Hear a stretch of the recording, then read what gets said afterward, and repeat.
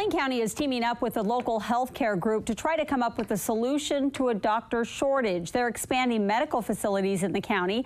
KEZI 9 News reporter Stacey Kafka live in the studio tonight to tell us about the expansion and how many patients it's going to help. Stacey?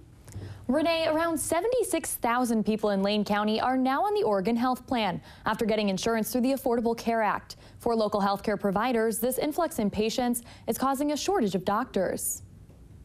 Once the Affordable Care Act rolled out, thousands of people flocked to the Oregon Health Plan for medical coverage, something community providers weren't ready for. So we were expecting a much slower ramp up. What we saw was that in the first 2 months of 2014, we had 20,000 lives come onto the plan in that shorter period of time. So now, 9,000 of those adults don't have a primary care provider, prompting Trillium to partner with Lane County to open a new medical clinic.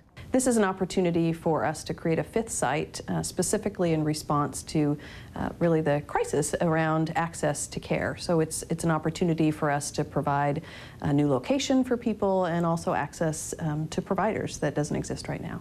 We've reviewed the proposal and we're going to provide a grant for almost $900,000 to the county to build, to start this new clinic. That clinic is expected to provide medical coverage for 6,000 people. But it's just part of Trillium's plan to provide access to the newly insured.